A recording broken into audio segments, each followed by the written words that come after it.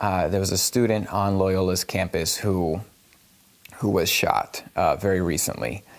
And I jumped onto YikYak to see if I could find out, because all you got was an email from the university. So I jumped onto YikYak to see if there was more information available, and there was. They had generic an idea of who the student was, not the name, but at least the description of where he was from and his age. And I also found a lot of different yaks about people saying peace and prayers, and that we got to keep this family in our thoughts and in our awareness as we are studying for finals. And I really appreciated the sentiments and the response that the community response that was on YikYak to what had happened. And so, like, my favorite yaks a lot of times are something that's sensitive to what's happening. And when it's in a case like that, I like that they're sympathetic.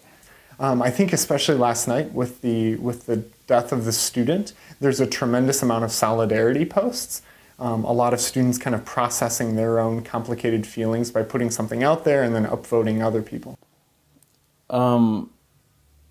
It was definitely like really supportive about the gentleman that died, but it was kind of sad seeing like people come back to the whole Ferguson thing and like bringing up like racial topics and stuff.